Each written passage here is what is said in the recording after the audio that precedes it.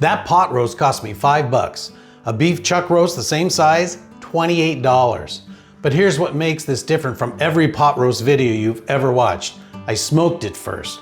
I'm Chef Dan, 30 years in professional kitchens and backyard pits, and today I'm showing you why pork shoulder makes a better pot roast than beef. How hickory smoke takes it from Sunday dinner to something your family will beg you for again and again. And why this 2.5 pound roast is perfect for a family of 4. Let's get at it.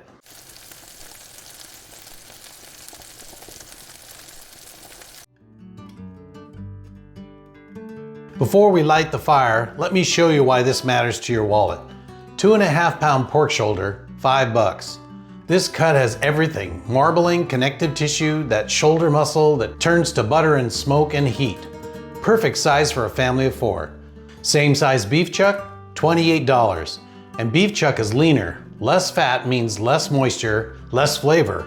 Pork shoulder has 20 to 30% fat content. Beef chuck, 15 to 20. More fat means more flavor and a gravy that'll make you want to drink it straight. 82% savings and better marbling? That's not a compromise, that's an upgrade. Now let's get it ready for smoke.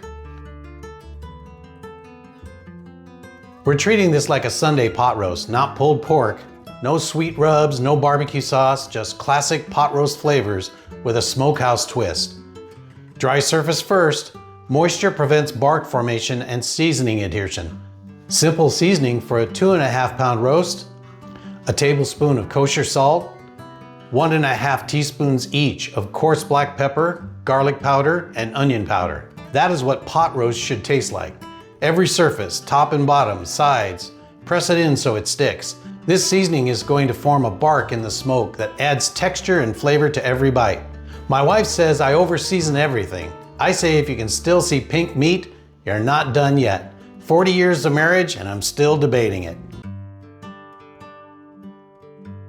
Loading with hickory. It gives you that classic smoke. Not too sweet like apple. Not too strong like mesquite. This is pot roast, not brisket. 225 degrees Fahrenheit. We're ready to go. Here's your chef's tip. Drip pan directly under the meat. All that fat rendering out, that's liquid gold for your gravy. We're catching every drop. Fat cap up. As it renders, it bastes the meat naturally. We're smoking this to an internal temperature of 145 degrees Fahrenheit. At 2.5 pounds, that's going to take about 2 to 3 hours at 225 degrees. 145 gives us enough smoke penetration and bark formation, but leaves plenty of connective tissue intact for the braise. If we took it to 200 degrees in the smoker, it would fall apart before the vegetables finished cooking in the oven. This is a 2-stage cook, and at 2.5 pounds, this timing works perfectly. Everything finishes together. Now while it's taking smoke, let's prep our braise components. 1 cup frozen pearl onions. This is my secret weapon. Fresh pearl onions take 20 minutes to peel and blanch. Frozen, already done. And they're the classic pot roast look. My grandmother would have used these if she could have bought them frozen. 1/2 cup each carrots and celery. Big chunks. They're gonna braise for over an hour alongside those pearl onions. We don't want mush. 3 to 4 cloves of garlic smashed. Not minced. We want big pieces that soften and sweeten in the braise without burning. Smashing releases the oils without turning them into mush. 2 tablespoons tomato paste for umami and thickening. 1.5 cups beef broth. Yes, beef broth for pork. We're chasing that classic pot roast flavor. 1/2 cup red wine. 2 to 3 sprigs of fresh thyme. 1 bay leaf. Hey, come here a second. If these videos are something you like, and you'd like to help me build the channel, please think about liking and subscribing. Let's get back to the video. Shh.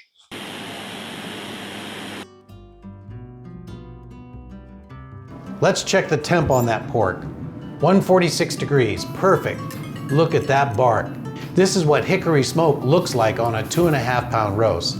That bark is packed with flavor, and underneath we've got a smoke ring developing. But this meat is still firm. That's what we want. The braise is going to finish the job. And look at this, about 3+ tablespoons of rendered pork fat. This is going straight into our braise. pure flavor. We'll let this rest for 10 minutes while I get the Dutch oven going. Resting lets the surface cool slightly so we don't shock it when it hits the liquid. We're preheating this pot and building flavor from the start. That pork fat is already smoky. Everything we cook in it will pick up that flavor. Onions, carrots, celery, and those smashed garlic cloves. 3 minutes, just to soften the onions and bloom the garlic. You'll smell it when it's ready. You're not caramelizing, just getting them started. They'll finish in the oven. 2 tablespoons of tomato paste, 1 minute. Let it darken and toast slightly. This adds depth of flavor and helps thicken the gravy naturally. Beef broth, wine. This liquid is now smoked pork fat, red wine, and caramelized vegetables. Scrape the bottom, get all those vegetable and tomato paste bits incorporated. This is your gravy base. Thyme, bay leaf. Now the smoked pork goes in. Bark side up. The liquid should come up about halfway on the roast. We're braising, not boiling. That bark stays above the liquid so it doesn't get soggy. Lid on. 300 degrees for about 90 minutes. With a 2.5 pound roast, this timing is perfect. The vegetables should finish, the connective tissues of the pork should break down, and all those flavors marry together. Into the oven covered. While that braises, let's talk about why pork shoulder works better than beef chuck for pot roast.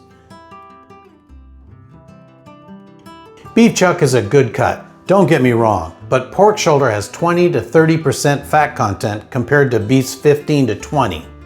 Both cuts are high in collagen, but pork breaks down faster and more evenly. And here's the key, pork has a more neutral flavor profile, which means it absorbs smoke and braising liquids better than beef.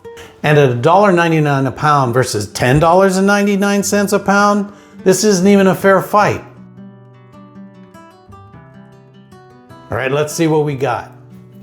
Fork test. If it doesn't slide in like butter, it's not done. That's what we want. This fork is pork tender. Let that rest while we make a proper pot roast gravy. This is where most people mess up. They're serving the braising liquid as is. We're gonna do this right. Pearl onions, carrots, celery, these stay warm on the side. We'll add them back to the gravy at the end.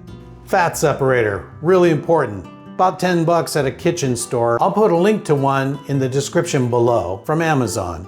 Now it's an affiliate link, and if you buy it from that link, the channel gets a little bit of a stipend. Not a whole lot, and it doesn't change your price, but it supports the channel and I appreciate that. The fat separator is essential for proper gravy. Watch what happens. The pork rises to the top. The broth stays at the bottom. We need both, but separately. This fat, this is liquid gold. It's got smoke flavor, pork flavor, and it's going to be our roux base. We need 2 cups of broth total for the gravy. I got about 1 3/4 cup here, so I'm adding a 1/4 cup more beef broth just to get to 2 cups exactly. 3 tablespoons of that pork fat back into the Dutch oven. 3 tablespoons of flour whisked into the hot fat. This is a roux. We're cooking the flour for 2 to 3 minutes until it smells nutty and turns golden. This removes the raw flour taste and creates the thickening base for our gravy. You'll smell it before you see it. That toasted, almost popcorn smell, that's when you know the roux is ready. Now we add those 2 cups of broth slowly, whisking constantly. If you dump it all in at once, you may get lumps. Slow and steady. Bring it to a simmer and watch it thicken. This is real gravy, not cornstarch slurry, not a packet. This is fat, flour, and the braising liquid that's been absorbing smoke and pork flavors for 2 hours. Taste and adjust. I'm adding a pinch of salt and a crack of fresh black pepper. Now those pearl onions, carrots, and celery go back in. We've been keeping those warm, and now they're going to be coated in this incredible gravy. This is pot roast gravy the way my grandmother made it, the way French bistros make it, the way it should be made, and it started with $5 of pork shoulder.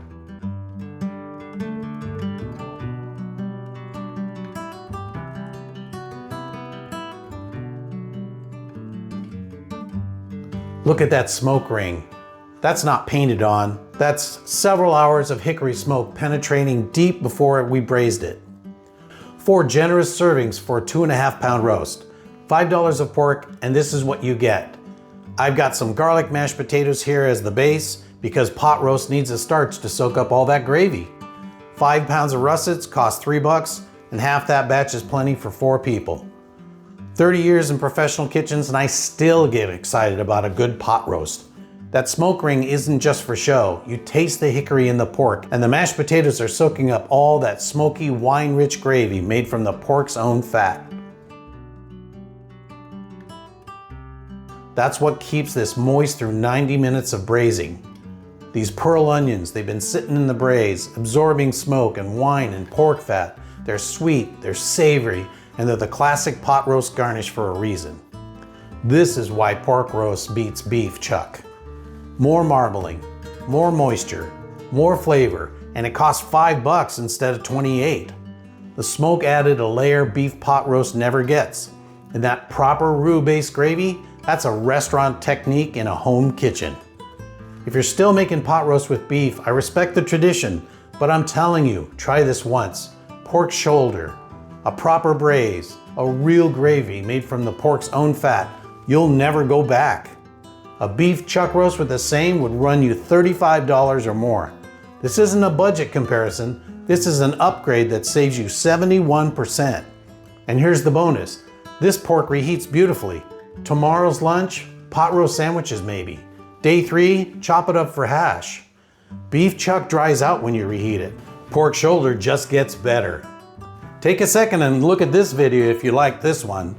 Later, Gator.